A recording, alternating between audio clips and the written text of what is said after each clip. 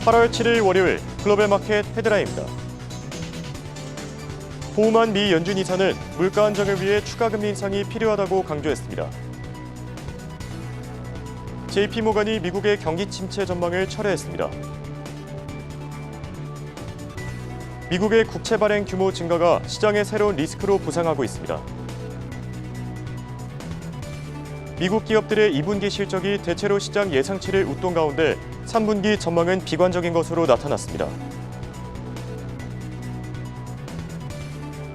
헤지펀드 CEO 댄 롭은 밈 주식이 비이성적이라며 공매도 비중을 축소할 예정이라고 밝혔습니다. 애플은 지난 몇 분기 동안 스마트폰 시장이 둔화했다고 평가했습니다.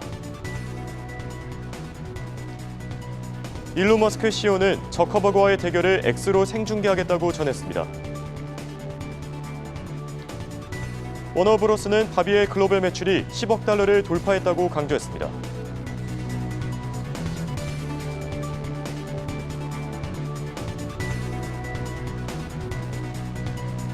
현지 시간 4일 금요일 미국 증시 3대 지수 일제히 하락했습니다. 다우지수 0.43%, 나스닥 지수 0.36%, S&P 500 지수 0.53% 하락 마감했습니다. 달러 인덱스 지난 한 주간 0.13% 상승했습니다.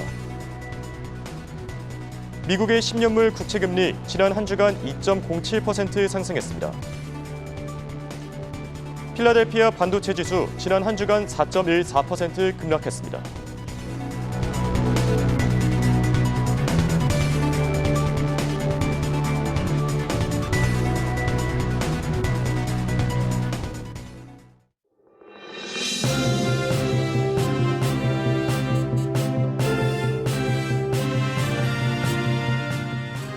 시청자 여러분 안녕하십니까? 굿모닝 환경 글로벌 마켓 홍성진입니다.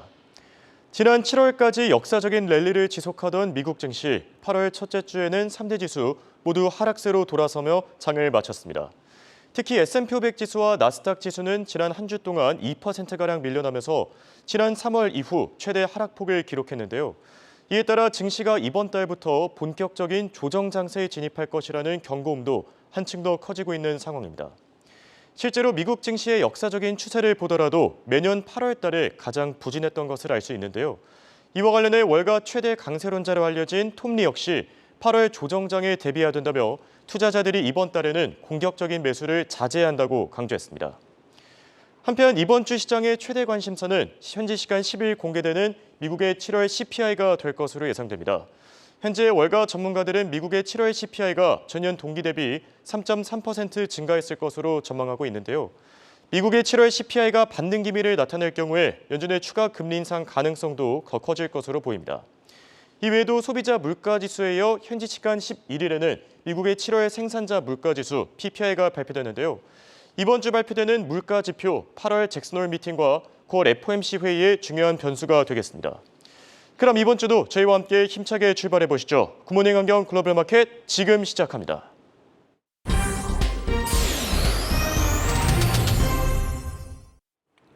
지난주 미국 증시는 개별 기업들의 실적과 피치의 미국 국가 신용도 하향 조정, 또 채권 시장을 주시하면서 움직였는데요. 지난 한 주간 눈에 띄었던 종목들과 관련 소식들 정리해 보겠습니다. 시장이 가장 주목했던 실적입니다. 애플은 현지 시각 3일 장 마감 후에 실적을 발표했습니다.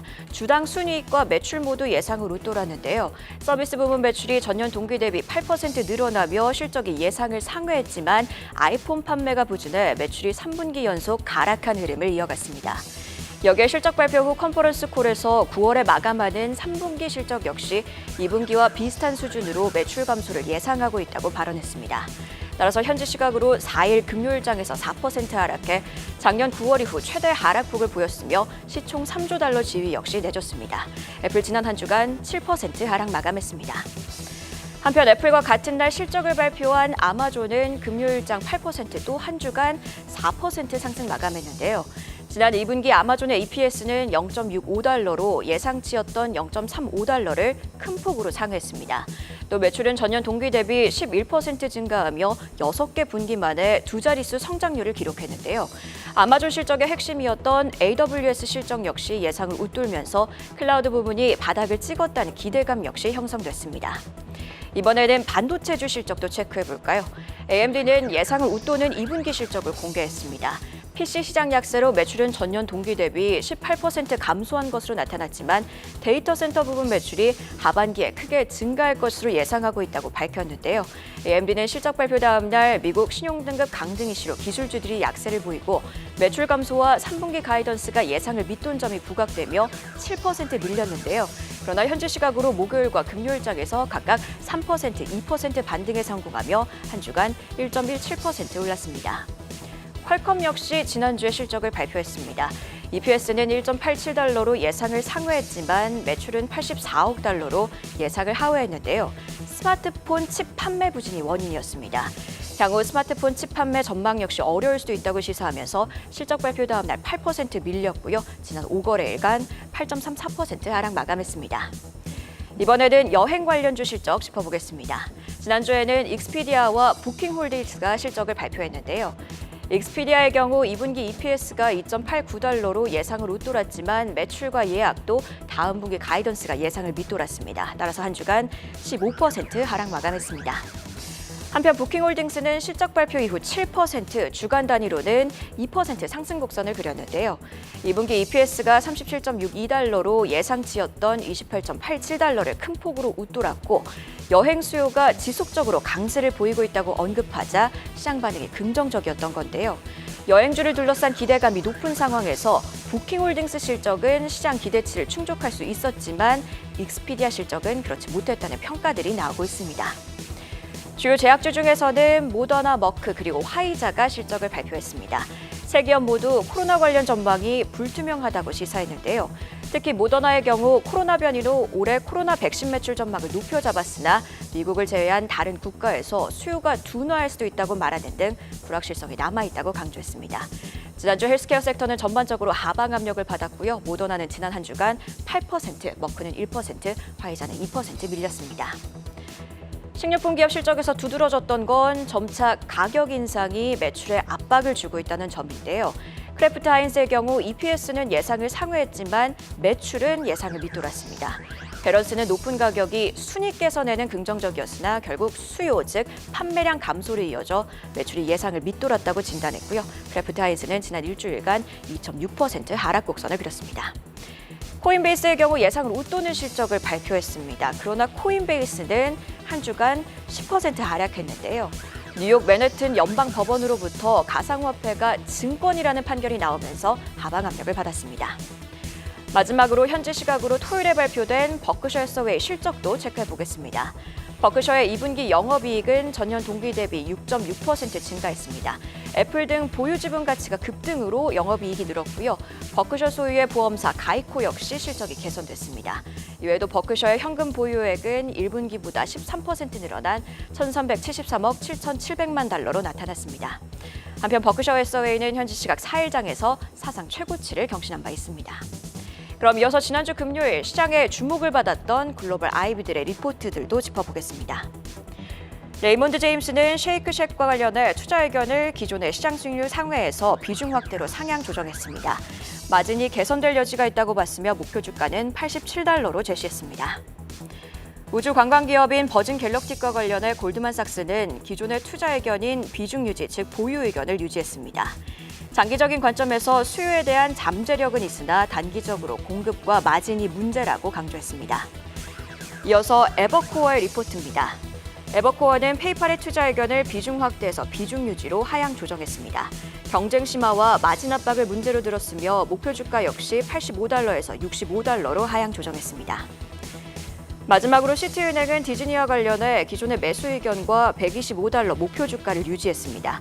이번 주 발표될 실적이 긍정적일 가능성이 있다고 덧붙였습니다.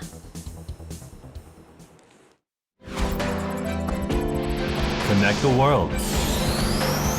Good morning, 한경 Global Market. 네, 지난 금요일 3대 지수 모두 하락 마감한 가운데 3대 지수 ETF도 모두 하락했습니다. 섹터 전반의 등락이 전체적으로 그렇게 크지는 않은 모습인데요. XLY 임의소비재 ETF가 1%대 상승하면서 상승폭이 가장 컸고요. 그 다음은 엑셀리 에너지 ETF가 그 뒤를 잇고 있습니다. XLK 기술주 ETF는 반면 1%대로 낙폭이 가장 깊었습니다. 주요 원자재 시황도 살펴보겠습니다. 지난 금요일장 국제유가는 전날인 목요일에 이어 하루 더 1%대 상승세를 이어갔습니다. 82달러 후반대고요. 6주 연속 상승입니다. 9월까지 연장된 사우디아라비아의 하루 100만 배럴 감산과 러시아의 하루 30만 배럴 수출량 감소의 영향을 당분간 피할 수는 없을 것으로 보입니다. UBS는 7월과 8월의 원유 공급량이 약 200만 배럴 적자로 집계가 됐는데 9월에도 약 150만 배럴가량 적자로 기록될 것이라고 관측하기도 했습니다. 또 어제 우크라이나가 흑해에서 원격 조정 드론보트로 러시아의 군용 연료를 수송하던 유조선을 피격했다는 보도도 전해졌는데요. 이는 우크라이나가 러시아의 주 수송항인 노보로시스크항을 공격한 지 하루 만에 전해진 이야기인데다 이후 러시아가 보복 차원에서 극초음속 미사일을 우크라이나 남서부 지역을 향해 쐈다는 소식까지 더해져 추후 유가의 상승은 불가피해 보입니다. 근 며칠간 차익 실현 차원에서 하락세를 연출했던 농산물 선물들도 지난 금요일장에서는 설탕을 제외하고는 일제히 상승 전환됐습니다. 유엔 산하 세계 식량 기구에 따르면 7월 세계 식량 가격 지수는 전월 대비 1.3% 크게 뛰었는데요. 흑해 곡물 수출 협정의 파기가 그 이유였습니다. 또 지난달 쌀 수출을 금지한 인도가 이번에는 수입 밀에 부과해온 세금을 폐지해 자국 밀 수입량 증대를 추진하겠다고 발표한 점도 밀 가격의 급등을 초래한 원인으로 꼽혔습니다. 지난주 공개된 미국의 주간 실업수당 청구 건수의 증가와 비농업 고용의 위축으로 연준의 금리 인상 중단을 점치는 이들이 많아졌습니다. CME 패드워치에 따르면 9월 금리 동결 가능성이 88% 가까이 높아지며 달러 인덱스가 약세로 돌아섰고요. 반대로 움직이는 금 가격이 뛰었습니다. 은과 팔라디움, 백금, 알루미늄까지 동반 상승한 가운데 중국의 7월 차이신 제조업 PMI가 기준선인 50을 4개월째 밑돌고 있다는 평가 속에 구리와 니켈 가격은 내려갔습니다. 지난 금요일장 가장 눈에 띄었던 ETF 3개도 살펴보겠습니다. 상승 ETF로는 일드맥스 아마존 인컴 옵션 ETF, 그리고 컴백시티 쉐어스 스파이크스 선물 ETF가 있었고요. 하락 ETF로는 바네크 디지털 트랜스포메이션 ETF가 있었습니다. 먼저 일드맥스 아마존 인컴 옵션 ETF입니다. 어쩐지 이름이 조금 낯설죠. 출시된 지 정말 며칠 되지 않은 따끈따끈한 새 상품입니다. 월 배당주를 만드는 일드맥스에서 운영하는 배당주 ETF입니다. 티커명은 AMZY고요. 아마존 주식을 추종하는 커버드콜 방식을 따르고 있습니다. 운용 수수료는 0.99%고 배당 수수료는 아직 미정입니다. 비슷한 상품으로는 동일한 방식을 따르는 테슬라의 TSLY ETF, 엔비디아의 NVDY ETF 등이 있습니다. 주가와 반드시 같이 가는 방향을 취하지는 않지만 아직은 나온 지가 얼마 되지 않았기 때문에 추종 기업들의 주가를 좀 따라가는 추이인데요. 아마존이 비용 절감의 효과를 톡톡히 보며 전년 동기 대비 11% 넘는 2분기 깜짝 실적을 내놨죠. 3분기 매출도 아주 긍정적으로 예측되면서 주가가 8% 넘게 급등했습니다.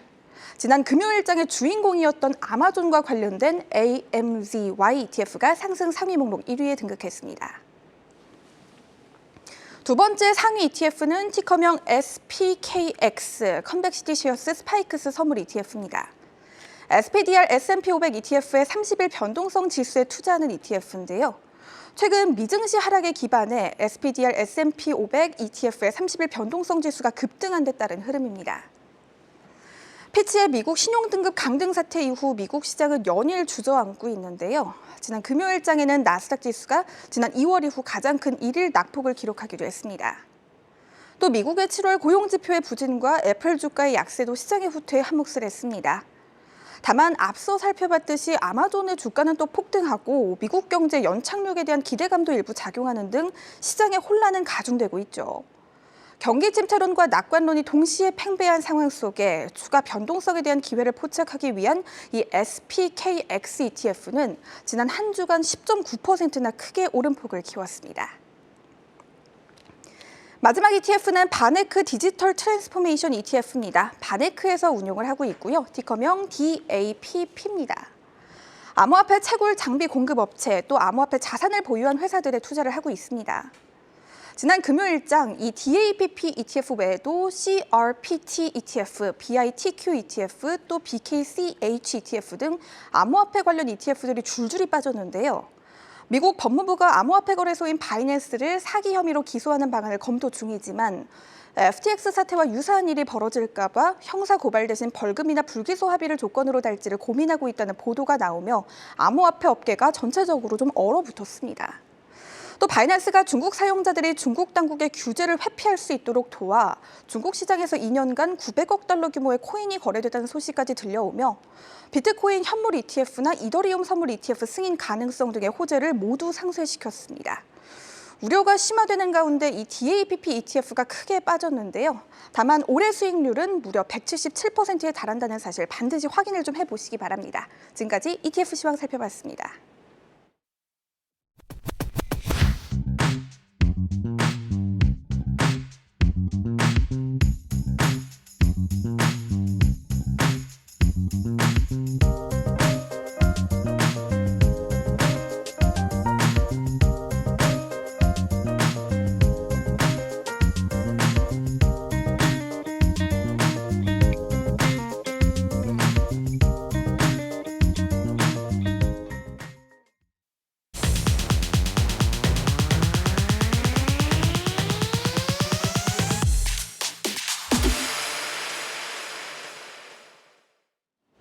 네, 안녕하세요. 월가 인사이드입니다.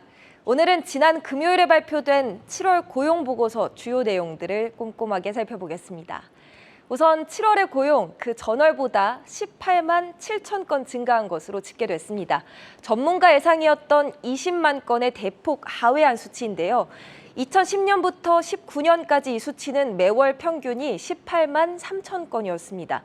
팬데믹 시기 동안 많게는 80만 건이 넘기도 했던 이 숫자가 이제는 평균치이자 팬데믹 이전 수준인 18만 대까지 내려와 많이 양호해졌다는 점을 시사하고 있습니다. 팬데믹 이후 서비스 업종을 위주로 일어났던 고용 열기가 이제 차츰 끝나가는 것으로 보이기도 합니다. 이번 보고서에서는 7월 수치뿐 아니라 6월과 5월의 수치에도 더 낮게 수정이 있었습니다. 6월의 수치는 특히 18만 5천 건으로 줄어들면서 2020년 12월 이후 성장세가 가장 적었던 한 달이 되었는데요. 로이터 통신에서는 연준의 막대한 금리 인상의 결과로 노동 수요가 둔화하고 있음을 잠재적으로 알려주는 대목이라고 이 부분을 해석했습니다. 다만 일각에서는 이러한 둔화가 다른 게 아니라 회사들에서 고용할 노동자를 아직 못 구했기 때문에 일어나는 일이지 여전히 고용을 원하는 사람은 이를 구할 수 있는 상황이라는 분석도 나옵니다. 실업자 1명의 빈 일자리는 1.6개 정도로 미국에서 빈 일자리가 실업자 수보다 넘쳐나는 상황은 여전하기 때문입니다. 이 때문에 미국 고용 시장이 벌써 힘들다고 보기에는 시기상조라고 할 수 있겠습니다. 업종별 특징으로 봤을 때요. 헬스케어 섹터의 일자리 증가가 6만 건 정도로 가장 많았으며 금융과 건설 그리고 레저 접객업 부문의 섹터가 뒤따랐습니다. 다만 레저 부문의 일자리 증가세는 1분기 평균이 월 6만 7천 건이었던 것에 비해 이번 달에는 1만 7천 건 증가에 그쳤는데요. 높아진 생활비에 사람들이 이미 소비재 부문의 지출에 허리띠를 졸라매고 있다는 점이 여실히 드러났습니다. 이에 더해 다른 산업들은 모두 팬데믹 시기에 고용 부족분에 만회했지만 레저 부문의 고용은 아직 팬데믹 이전 수준의 35만 2천 건 정도 미치지 못하고 있는 것으로 집계됐습니다. 한편 미국인들의 일주일 평균 근무 시간이 6월달 수치인 34.4시간에서 7월에는 34.3시간으로 감소했습니다. 코로나 전에는 35시간 정도였는데요. 거의 1시간 반 정도 줄어든 겁니다. 로이터 통신에 따르면 근무 시간 감소와 고용 증가세의 둔화는 대체로 전 섹터에서 팬데믹 시기의 고용 부족은 이제 해결되는 것 같다고 보여준다고 하는데요. 특히 올 초 금리 인상에 예민한 기술 기업들에 일어났던 감원 조치도 해당이 된다고 전했습니다. 시간은 좀 걸렸어도 고용의 성장의 둔화가 나타나고 있기는 합니다. 하지만 아직 안심하긴 이릅니다. 두 가지 수치를 근거로 들어볼 수 있었는데요. 우선 실업률입니다. 실업률이 7월에 소폭 떨어지면서 아직 고용시장의 열기가 남아있다는 점을 증명했습니다. 6월의 수치인 3.6%에서 7월에는 3.5%로 0.1%포인트 소폭 떨어졌습니다. 실업률은 17개월 연속 3.4%에서 3.7% 사이를 맴돌고 있는데요.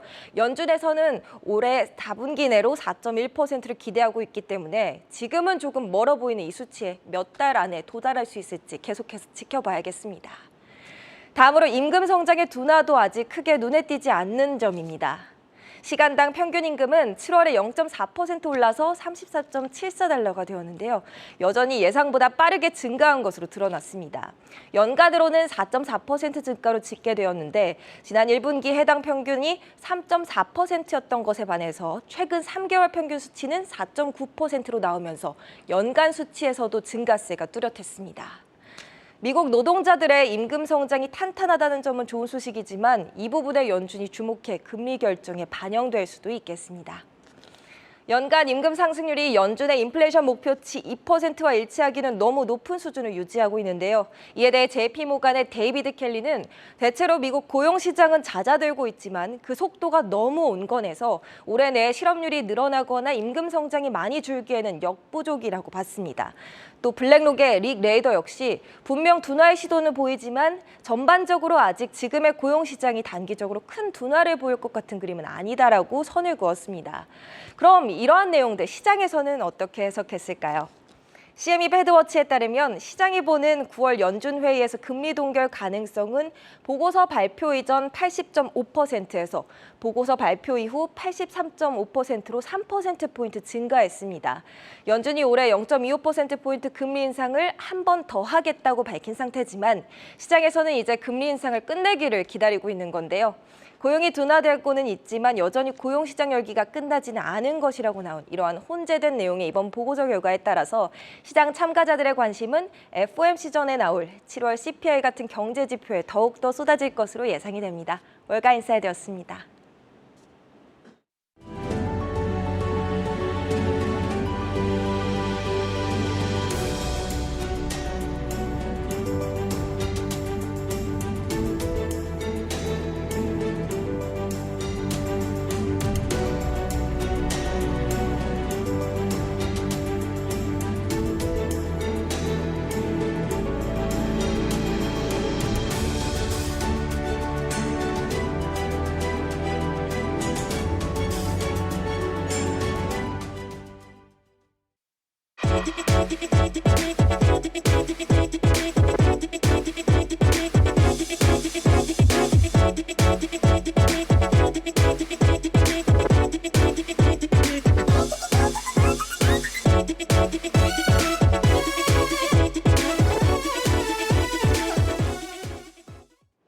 글로벌 이슈와 해외 토픽 확인해보는 시간입니다. 주말 사이 나온 소식들 체크해보시죠. 먼저 로이터 통신의 헤드라인입니다. 보우만 연준 이사는 인플레이션 목표 달성을 위해 긴축을 지속해야 된다고 강조했습니다. 또 미국의 7월 비농업 고용이 18만 7천 명으로 집계되며 예상치를 밑돌았고 미국의 7월 실업률이 3.5%로 집계되면서 전월 대비 하락했습니다. 자, 오늘의 첫 번째 이슈, 연준 이사들의 발언 체크해보겠습니다. 보우만 연준 이사, 인플레이션 목표를 달성하기 위해서는 긴축을 지속해야 된다. 참 매파적인 발언을 남겼습니다. 시장에서는 어떻게 해석하고 있죠? 네, 주말 사이 있었던 연준 이사의 발언부터 체크를 해보겠습니다. 현지 시간 5일 콜로라도에서 주최가 된 캔자스 은행가 협회 행사 연설 자료에 따르면 미셸 보우먼 연준 의사는 인플레이션을 연준의 목표치로 낮추기 위해서는 기준금리를 추가로 인상할 필요가 있다고 주장을 했습니다. 네, 지금 최근 인플레이션 지표들에 대해서는 어떻게 좀 긍정적으로 본 건가요? 네, 맞습니다. 최근 인플레이션 지표들에 대해서는 긍정적으로 봤습니다. 다만 보우먼 연준 의사는 인플레이션이 둔화되고 있다는 더 많은 증거를 보길 원한다고 말했습니다. 최근 인플레이션 둔화와 함께 낮아진 인플레이션 수치가 긍정적이었지만 추가적인 금리 인상을 고려할 때 인플레이션이 목표치인 2%를 향해 의미 있는 하락세를 보이고 있는지 일관된 증거를 찾을 거라고 밝혔습니다. 또 소비 지출이 둔화되고 있다는 징후와 노동시장의 여건이 나아지고 있다는 징후도 주시할 거라고 덧붙였고요. 통화 정책이 미리 정해진 경로에 있지 않다면서 경제 지표와 경제 지표들이 경제 전망에 미칠 영향에 따라서 결정을 내릴 거라고 밝혔습니다. 데이터가 인플레이션 정체를 나타내는 경우 향후 회의에서 금리를 인상해야 할 거라고 주장했습니다. 네, 주말 사이 나온 연준위원회 발언 체크해봤습니다. 다음은 마켓워치의 헤드라인입니다. JP모간이 미국의 경기 침체 전망을 철회시켰습니다. 또 캐나다가 내년부터 메타와 구글에 디지털세를 부과할 예정이라고 밝혔고 블랙스톤 CEO는 피치의 신용등급 강등 조치가 합리적이었다라고 평가했습니다. 자, 이번엔 JP모간의 전망입니다. 미국의 경기 침체 전망을 철회시켰고요. 미국 경제가 건재하다라는 평가를 남겼습니다. 시장은 어떻게 보고 있습니까? 네, 현지 시간 4일 JP모건이 미국의 경기 침체 전망을 철회했습니다. 여전히 리스크가 많고 향후 성장세가 둔화될 걸로 보이지만 최근의 경제 지표들을 볼 때 연착륙이 가능하다는 분석입니다. JP모건의 마이클 페롤리 이코노미스트는 3분기 미국의 경제 성장률이 0.5%에 그칠 걸로 예상한 바가 있는데요. 하지만 최근 경제 지표들을 보니 경제 성장률이 2.5%의 성장률을 기록할 가능성이 있다고 밝혔습니다. 페롤리 이코노미스트는 앞서 경제가 빠르게 모멘텀을 잃고 4분기 초에 완만한 침체에 접어들 걸로 예상을 했는데 이제는 아니라며 전망을 철회했습니다. 그 원인으로 인공지능과 노동시장을 들었는데요. 인공지능 사용으로 생산성이 향상되고 있고 노동시장의 공급이 개선되고 있다는 겁니다. 다만 리스크가 완전히 사라진 건 아니라고 덧붙였습니다. 경기 침체 리스크가 여전히 매우 높다면서 연준이 계속해서 금리를 인상할 경우 경기 침체 리스크가 현실화될 수 있다는 우려를 내비쳤습니다. 페롤리 JP모건 이코노미스트는 금리 인하와 관련해서는 이 빠른 금리 인하 사이클이 전망되진 않지만 연준이 내년 3분기부터 금리를 인하하기 시작할 걸로 내다봤습니다. 한편 경제 침체 전망을 철회한 것은 JP모건만이 아닙니다. 올해 초만 하더라도 시장 컨센서스였던 경기 침체에 대한 전망을 골드만삭스와 아폴로도 철회했습니다. 네, 그동안 경기 침체를 둘러싼 리스크, 불안감이 끊이질 않았었죠. 그런데 기다리던 경기 침체가 결국 오지 않았다. 이런 평가들이 나오면서 글로벌 IB들도 투자 포지션, 입장을 바꾸고 있는 모습이고요. 다음은 CNBC 헤드라인 체크해 보겠습니다. 워런 버핏의 2분기 애플 투자가 대박을 쳤습니다. 현금 보유가 사상 최대 수준인 것으로 확인됐습니다. 또 저커버그 CEO가 스레드의 새 기능을 추가할 예정이라고 밝혔고 머스크 CEO는 저커버그와의 결투를 X로 생중계하겠다라고 밝혔습니다. 자, 이번엔 세 번째 이슈 체크해 보겠습니다. 버핏 2분기 애플 투자 말 그대로 대박을 쳤다. 어떤 내용입니까? 네, 오마하의 현인 또 투자의 귀조로 불리는 워런 버핏이 이끄는 버크셔 해서웨이가 2분기 실적을 발표했습니다. 현재 시간 5일 CNBC에 따르면 이 버크셔 해서웨이가 올해 2분기 100억 4,300만 달러, 우리 돈으로는 약 13조 1천억 원의 영업이익을 기록했습니다. 작년 동기 대비 6.6%가 증가한 수치인데요. 이 순이익의 경우는 359억 1천만 달러로 우리 돈으로 46조 9천억 원으로 집계가 됐습니다. 지난해 동기 때 버크셔 해서웨이는 436억 2천만 달러, 우리 돈으로 57조 549억 원의 손실을 기록한 바가 있습니다. CNBC는 이처럼 이번 2분기 때 실적이 잘 나온 것이 버크셔 해서웨이의 투자 수익이 급증했기 때문이라고 평가했습니다. 버크셔 해서웨이는 애플 지분을 대규모로 보유하고 있는데요. 이번에 애플 투자로만 약 260억 달러, 우리 돈으로는 34조 원에 달하는 미실현 이익을 거뒀습니다. 2분기 들어서 애플 주가가 18% 올랐기 때문에 버크셔 해서웨이가 보유한 애플의 주식 가치는 1,776억 달러에 달했습니다. 현금 보유액의 경우는 6월 말일 기준으로 1,473억 7천만 달러가 넘었고요. 우리 돈으로는 192조 원이 넘었습니다. 역대 최대치인 2021년 2분기에 근접했고요. 2014년 이후로 두 번째로 높은 현금 보유액을 나타냈습니다. 한편 버크셔 해서웨이 현금 보유액에는 미국의 단기 국채 1,200억 달러도 포함이 됐습니다. 최근 피치의 미국 신용 등급 강등과 관련해서 국채에 대한 버핏의 발언이 화제가 되는데요. 이는 버핏의 미 국채 선호도를 보여주는 걸로 풀이가 됩니다. 한편 버핏이 사랑한 애플의 주가는 금요일장에서 무려 4.8%가 빠졌습니다. 4.8% 하락은 지난해 9월 말 이후로 애플의 최고 낙폭인데요. 실적에 대한 실망감과 함께 애플의 시총이 하루에만 1,600억 달러, 우리 돈으로는 209조 원이 증발했습니다. 따라서 전 세계 최초로 시총 3조 달러를 돌파했던 애플의 시총이 3조 달러 아래로 내려왔고요. 2조 8,600억 원 정도로 집계가 됐습니다.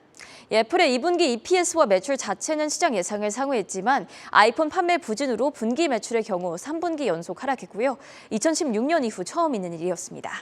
경기 둔화로 아이폰 수요가 크게 줄어들었기 때문으로 풀이됩니다. 네, 버핏의 투자 전략, 우리 투자자들에게도 던져주는 시사점이 참 많은 것 같은데요. 잠시 후 한상춘의 지금 세계에서 조금 더 자세히 다뤄볼 예정이고요. 이어서 이슈 하나 더 체크해 보겠습니다. 저커버그 CEO, 스레드의 새 기능을 추가할 예정이다. 이건 어떤 소식입니까? 네, 현지 시간 4일 마크 저커버그 메타 CEO가 스레드의 새로운 기능을 예고했습니다. 저커버그는 자신의 스레드 계정에서 앞으로 몇 주 내로 스레드의 새로운 기능이 추가될 거라고 밝혔습니다. 새로운 기능을 통해서 스레드에서 직접 검색을 할 수 있고요. 웹을 통해서도 스레드를 이용할 수 있게 되는 건데요.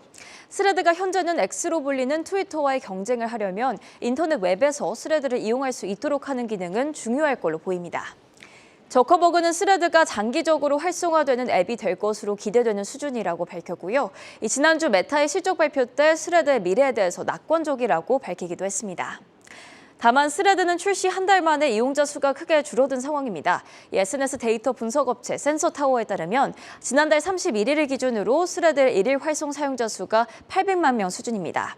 지난달 5일 출시 이후로 이틀에 이용자 수가 4,400만 명을 찍었던 것과 비교하면 82%가 감소한 상황입니다.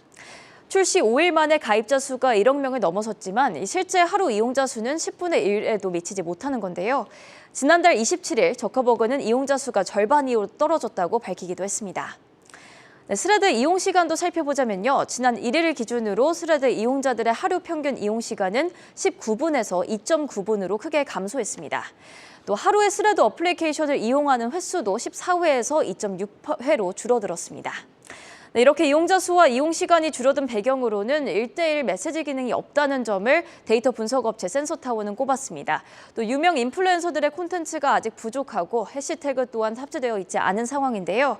스레드의 새로운 기능들이 어떻게 구현이 될지, 이용자들의 반응은 어떨지, 그리고 향후 스레드와 지금은 X로 바뀐 트위터의 경쟁 구도는 어떻게 그려질지 귀추가 주목됩니다. 네, 끝으로 파이낸셜 타임즈의 헤드라인 체크해 보겠습니다. 구글이 다음 달 검색 시장 독점 재판대에 오를 것이라는 평가가 나왔습니다. 또 중국의 올해 상반기 자동차 수출량이 전 세계 1위를 기록한 것으로 확인됐고요. UBS는 미국 증시에 새로운 촉매제가 없을 경우에 상승 랠리가 제한될 것이라고 평가했습니다. 자, 마지막 이슈입니다. 파이낸셜 타임즈의 보도였는데요. 구글이 검색 시장 독점 재판대에 오를 것이다. 자, 상당히 자세하게 분석을 해놨습니다. 어떤 내용입니까? 네, 현지 시간 4일 미국 연방법원이 알파벳의 검색 엔진 구글이 검색 시장을 독점하고 있다는 법무부 제소를 받아들여 다음 달부터 심리를 시작하기로 했습니다. 파이낸셜 타임즈에 따르면 워싱턴 연방법원의 아미트 메타 판사는 법무부의 주장을 모두 기각해야 한다는 구글의 요청을 받아들이지 않았습니다. 다만 법무부의 일부 제소 내용을 기각했는데요. 따라서 구글의 검색 엔진 시장 독점 소송의 심리는 다음 달 12일부터 시작됩니다. 메타 판사는 구글이 인터넷 검색 시장에서 독점적인 시장 지배자가 되어 미국의 반독점법을 위반했다는 이 법무부 경쟁당국의 주장을 다뤄볼 여지가 있다고 판단했습니다. 다만 안드로이드 기기와의 호환성이나 또 구글 어시스턴트 관련된 합의 사항과 관련해서는 이 또한 독점적이라는 법무부의 주장을 받아들이지 않았습니다. 메타 판사는 콜로라도주의 일부 주장도 기각했는데요. 이 콜로라도주는 2020년 법무부 제소에 동참하여 구글이 익스피디아나 오픈테이블 등의 기업에 검색 결과를 몰아줬다면서 이 특정 기업들을 대상으로 반경쟁적인 행위를 보여왔다고 주장했습니다. 일부 제소 내용이 기각되긴 했지만 구글을 재판대에 세우게 됐다는 점이 최근 반독점 관련 소송에서 패하고 있는 바이든 행정부에게는 의미가 있다고 파이낸셜 타임즈는 보도했습니다. 빅테크에 특히 강경한 입장을 보이고 있는 조너슨 칸터가 현재 법무부 반독점국을 이끌고 있는데요. 아직 소송이 진행되어야 하지만 적어도 재판부가 다툼의 여지가 있다고 판단한 것이 법무부에게는 유리하게 작용한 것으로 보입니다. 조너슨 칸터는 검색 엔진 시장이 반독점 관리 감독 없이 지난 수년간 규모가 커졌다고 비판한 바가 있고요. 바이든 행정부에서 진행 중인 해당 구글의 반독점 소송은 도널드 트럼프 전 대통령 시절인 2020년 당시 법무부 장관이었던 윌리엄 바가 시작을 했습니다. 윌리엄 바도 인터넷 시장에서의 경쟁은 매우 중요하다면서 구글이 반독점법을 위반했다는 제소는 중대한 사건이라고 밝힌 바가 있습니다. 바이든 행정부는 이번에 트럼프 전 행정부의 제소를 이어받은 데 이어서 지난 1월에는 구글이 온라인 광고 시장을 독점하고 있다고 보기도 했는데요. 따라서 구글은 현재 법무부로부터 2개의 반독점 소송에 직면해 있습니다. 네, 주말 사이 월가의 최대 화제거리가 과연 무엇이었을까 생각해봤는데요. 자, 한 주에 7억 원에 달하는 주식이 있다고 합니다. 바로 버크셔 해서웨이인데 버핏 회장이 우리 투자자들에게 이 시사해주는 투자 전략을 주제로 얘기 나눠보겠습니다. 끝까지 함께해 주시고요. 지금까지 글로벌 이슈 제네리였습니다.